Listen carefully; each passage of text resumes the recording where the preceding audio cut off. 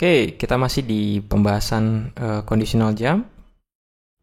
Jadi saya lanjutkan dari video sebelum ini, di video 32 kalau nggak salah. Ya, saya masih bahas tentang conditional jump. Nah, di video sebelumnya saya udah mengajarin tentang salah satu conditional jump, yaitu JPZ, ya. Jump apabila flag zero-nya bernilai 1, kemudian dia akan loncat ke NN, di mana NN-nya ini adalah alamat. Atau untuk simpelnya, kalau hanya program bukan praktek langsung di Z80, maka NN ini adalah berupa label atau subroutine, di mana dia bisa loncat ke label yang kita tuju gitu. Nah, jadi sekali lagi saya jelaskan di sini, jump Z ini berarti apabila flag Z bernilai 1, maka dia akan loncat ke alamat NN gitu. Nah, di video ini saya akan jelaskan tentang jump yang lain ya, untuk kondisi yang lain, karena seperti yang kita tahu bahwa jump ini dia berkaitan dengan kondisi flag, dan kita tahu flag itu ada banyak. Dan untuk memahami jump yang menggunakan flag yang lain, di sini saya sudah include satu cuplikan program dari Z80 manual ya, dalam bahasa Inggris. Dan by the way, ini saya alasan ganti software ini karena kalau saya salah tulis di sini misalkan ya, salah tulis, let's say, nah kalau saya salah tulis di sini, saya bisa hapus tanpa menghapus dari file gambarnya gitu ya, which is very amazing gitu. Ya, itu sekedar pamer doang sih. Well, anyway, balik lagi. Setelah jump Z ada kondisi lain. Dan di sini kita lihat ada satu sinopsis tentang jump CCNN, di mana CC-nya adalah tergantung dari kondisi dari flag ini ya. Nah, yang sudah kita bahas adalah jump zero. Jadi ini sudah jump zero ya. Jadi saya baca deskripsinya. If condition CC is true, the instruction load operand NN, which is adalah address. Ini adalah addressnya. To register pair PC program counter. Jadi dia akan loncat ke program counter yang ditujukan oleh alamat NN. If condition CC is false, the program counter is increment as usual gitu. Jadi program jamnya tidak akan dibaca dan tidak akan dieksekusi, dia akan lanjut ke program selanjutnya gitu. Nah, di sini kita bisa lihat kodenya adalah berapa nih? 11000 dan 3 digit ini tergantung dari flag mana yang kita tuju ya. Ini dalam pemrogramannya, tapi saya nggak akan jelaskan terlalu panjang. Jadi misalkan misalnya JPZ,NN ya, seperti kode yang ini gitu. Jadi kalau misalkan Z-nya 0, maka 001 saya isi di sini 001 di 3 digit di sini. Jadi operannya akan menjadi 11, kemudian saya isi dengan 001 kemudian sisanya adalah 010 ya. Maka dalam format hexa ya, ini akan bernilai 8 tambah 4 12 itu A B C, ini C. Kemudian ini akan jadi berapa nih?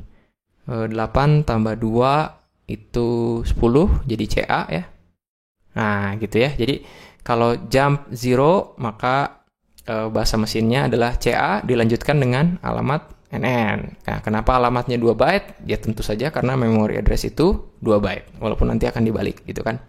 Nah, itu tentang jump 0 dan juga kaitannya dengan operan dan juga dari bahasa assembly-nya ya. Nah, kondisi yang lain adalah NZ, not 0.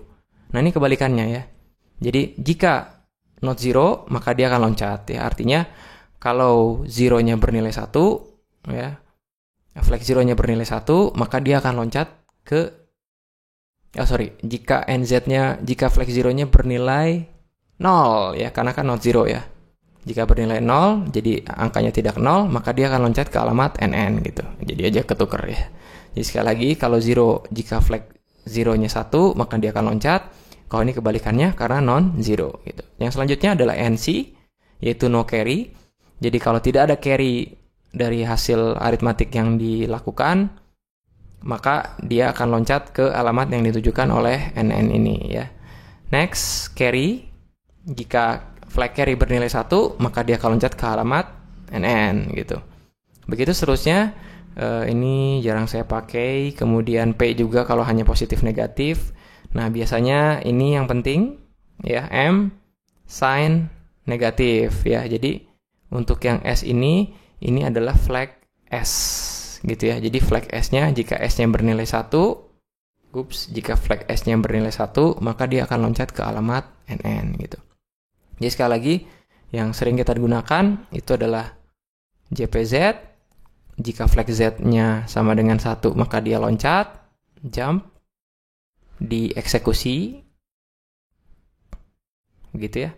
Kemudian ada JPNZ, yaitu jika Z-nya bernilai 0, jumpnya dieksekusi, gitu kan.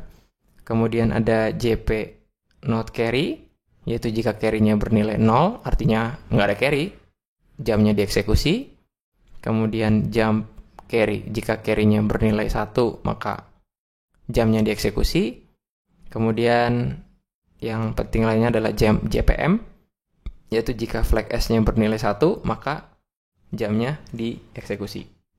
Nah, silakan untuk buat contoh program untuk menggunakan jam-jam ini, dan kunci dari Z80 sekali lagi adalah banyak berlatih ya, gitu. Oke. Dan nanti selanjutnya saya akan bahas tentang looping dan sebagainya gitu. Well anyway, supaya sekalian di video ini, jadi ada ekivalen untuk relatif jamnya ya. Jadi untuk relatif jamnya ini unik ya. Jadi ini kan absolut ya. Jadi NN-nya adalah berupa alamat. Tapi kalau relatif ini akan maju ke depan atau mundur ke belakang. Kalau mundur ke belakang dibuat dalam tus komplement sehingga dia mundur ke belakang jadi bilangan negatif gitu.